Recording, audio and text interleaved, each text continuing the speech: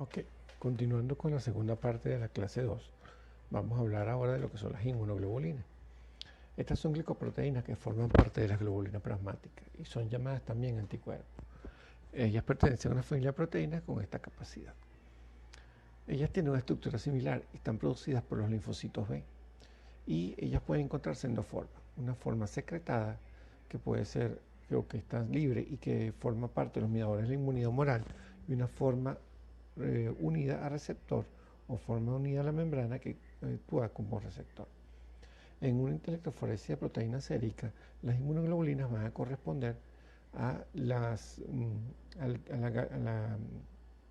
al pico gamma, ¿okay? Al pico beta, al alfa 1 y al alfa 2. Existen otros conceptos que también debemos manejar aparte del concepto de inmunoglobulina, como es el concepto de antígeno. Un antígeno es una molécula que es capaz de generar una respuesta inmunitaria. Este antígeno, esta molécula, tiene que ser de naturaleza proteica, glicoproteica o lipoproteica para poder generar inmunidad por ser reconocida por el sistema inmune. Si el antígeno es capaz de generar una respuesta de tipo Th2 o respuesta alérgica, entonces se conoce como alérgeno. Y si este antígeno es capaz de generar inmunidad, es decir, capaz de dejar memoria inmunológica, entonces se denomina inmunógeno. El otro concepto es el de afinidad. Esta es la fuerza de unión entre un solo punto de enlace perteneciente a una molécula o ligando. Es decir, en la inmunoglobulina, como ya dijimos, hay una secuencia de aminoácidos que es capaz de reconocer una secuencia de aminoácidos que sería su contraparte en el antígeno. Entonces, la fuerza de unión entre un aminoácido de la inmunoglobulina con un aminoácido del antígeno sería la afinidad. Cuando esta afinidad es la sumatoria del total de la interacción entre las moléculas de aminoácidos de ambos del antígeno, tanto el antígeno como la inmunoglobulina, entonces se llama avidez. Y la especificidad es la capacidad de la respuesta inmune en distinguir entre los diferentes antígenos o porciones pequeñas de antígenos macromoleculares. Otro concepto es el parátope. Esto no es más que la secuencia de aminoácidos que está en la inmunoglobulina y que tiene capacidad de reconocer un epítope. El epítope es la secuencia de aminoácidos que puede ser reconocido como un antígeno y que se encuentra en el germen o en la partícula extraña. Los epítopes pueden ser lineales o conformacionales y eso va a depender de la secuenciación de los aminoácidos en su estructura molecular. Si tenemos una proteína en su forma primaria o lineal y la secuencia de aminoácidos que tenemos allí es reconocida como un antígeno, eso es lo que se llama un epítope lineal.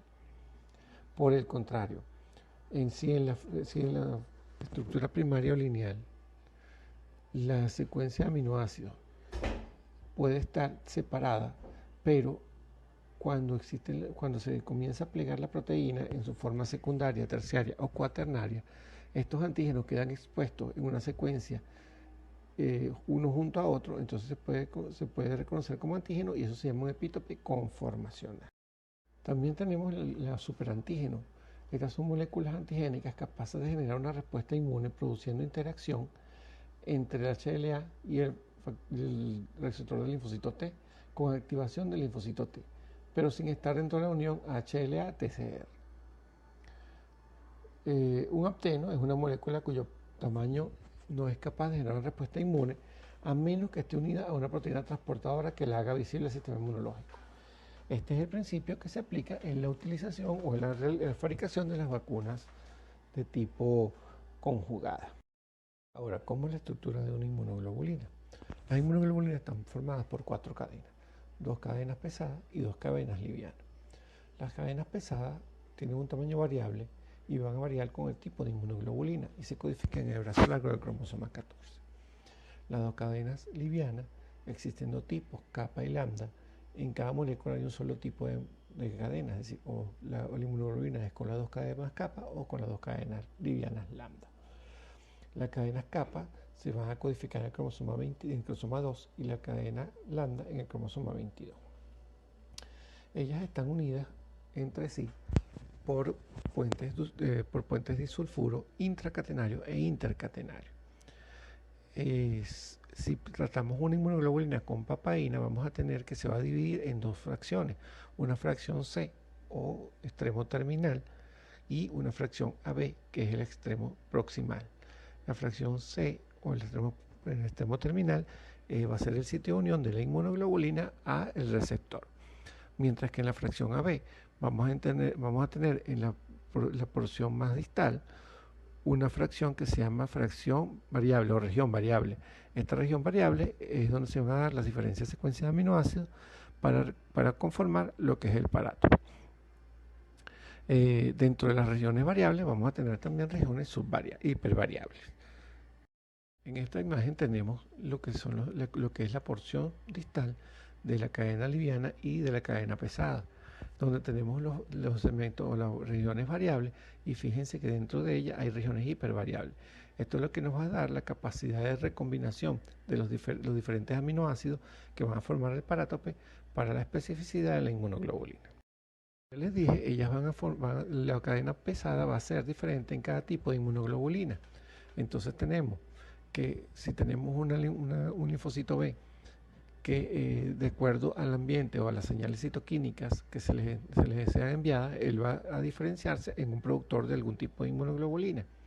Entonces, si la interleuquina 2, 4 y 5 son las que están estimulando el linfocito B, él se va a convertir en una célula plasmática productora de IgM. Si es la interleuquina 2, 4 y 5, pero con interferón gamma, entonces vamos a tener una célula plasmática productora de IgG. Si es la interleuquina 5 con el factor de crecimiento celular beta, va a producirse IgA, y si es interleuquina 4 se va a producir IgE. Esto va a depender de la naturaleza del antígeno, ya sea un antígeno soluble, un antígeno presentado por otra célula, si es un antígeno intracelular o un antígeno extracelular. Por otra parte, tenemos que la cadena pesada va a variar, y fíjense que de acuerdo a la inmunoglobulina la cadena pesada va a ser más grande y va a tener más cantidad de componentes glucídicos adicionales a la cadena de inmunoglobulina. ¿Cómo se comportan las inmunoglobulinas a través de la vida? Bueno, tenemos que el momento determinante del comportamiento de la inmunoglobulina es el nacimiento. Antes del nacimiento, la IgG no va a ser producida sino en muy poca cantidad por el feto, y básicamente la IgG va a ser la IgG materna que atraviesa la barrera hematoplacentaria. Una vez que se cortó el cordón umbilical, esta IgG va a ir recediendo progresivamente, y entre el sexto y el noveno mes va a desaparecer completamente la IgG materna. A su vez, la IgG del feto va a comenzar a producirse en más o menos entre la semana 10 y 12, y se va a mantener con niveles muy bajos hasta el momento del nacimiento, cuando hay un pico de producción que se va a alcanzar entre el quinto y el sexto mes. Por supuesto, esta producción va a seguir en aumento hasta aproximadamente los 7-8 años, cuando va a llegar a los niveles adecuados y los niveles definitivos del adulto. La IgM, por su parte, se va a producir también en el feto, pero en niveles muy bajos también. Y es al momento del nacimiento cuando esta IgM va a comenzar su ascenso progresivo y se van a alcanzar los niveles de adulto aproximadamente entre los 10 meses y el año. La otra inmunoglobulina es la IgA. La IgA no está presente en el feto, sino que se comienza a producir exactamente en el momento del nacimiento, y se va a alcanzar unos niveles, un aumento rápido de su producción cerca del año de edad, y se va a mantener en una producción exponencial hasta aproximadamente los 10 años, cuando se alcanzan los niveles definitivos del adulto. Las inmunoglobulinas se distribuyen de acuerdo a su naturaleza y a sus características en las diferentes secreciones. En las secreciones internas va a estar básicamente dada por la presencia de inmunoglobulina G. Es la inmunoglobulina principal, ya sea en el suero, en el mono acuoso, en el líquido cefalorraquídeo o en el líquido sinovial. Mientras que en las secreciones externas, como la saliva, las lágrimas, el moco nasal, el moco traqueobronquial, el líquido intestinal, la bilis y la orina, el que va a predominar es la IgA.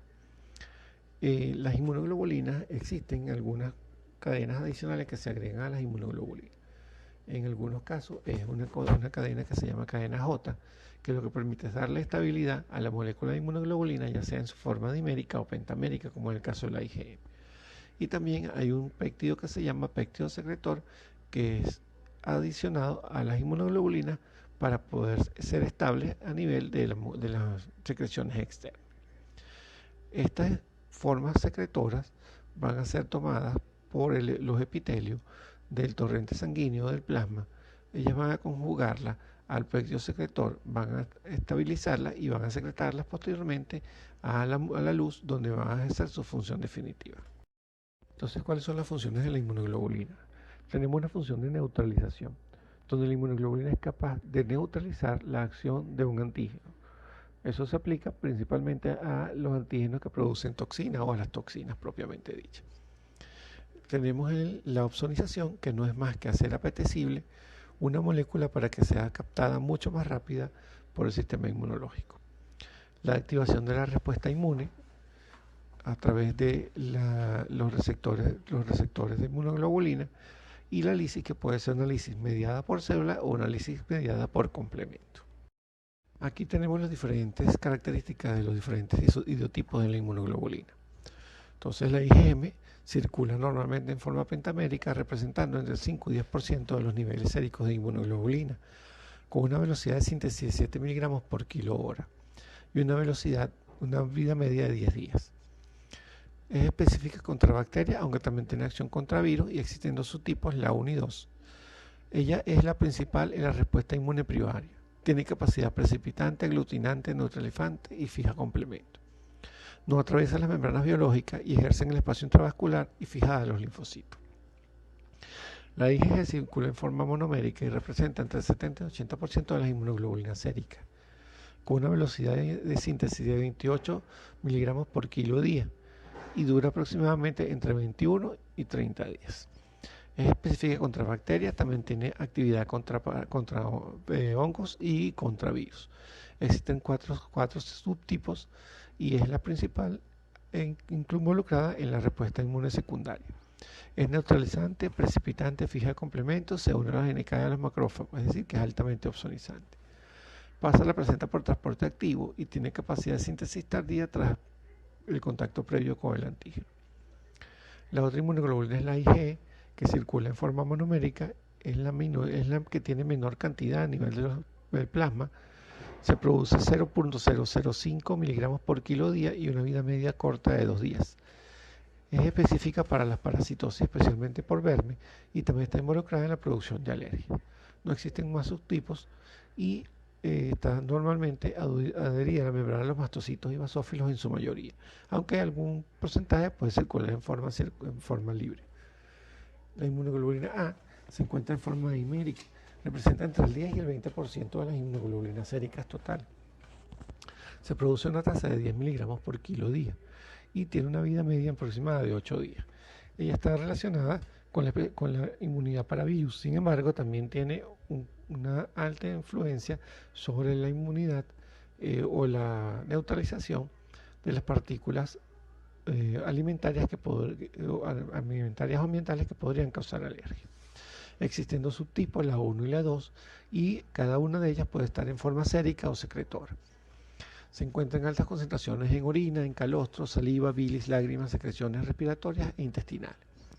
Su síntesis está dada por los plasmocitos de los epitelios de la mucosa glandular y de las membranas principalmente. El último tipo de inmunoglobulina es la IgD, que está asociada al receptor linfocito B.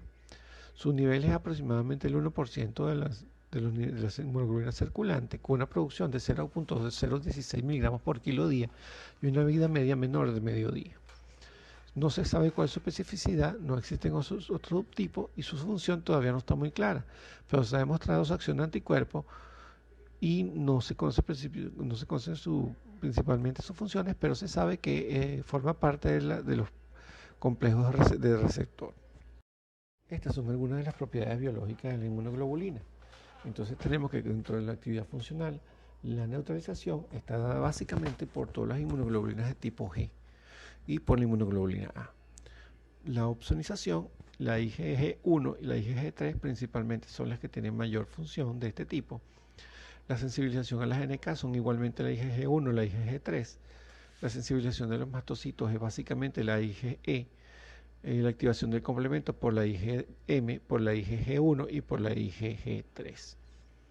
En cuanto a su distribución, el transporte a través de los epitelios básicamente es la IgA, a través de la placenta la IgG1, la IgG3 principalmente, la difusión en los sitios extravasculares, todos los subtipos de IgG y la IgA, y bueno, los niveles medioséricos que ya lo dijimos en la lámina anterior.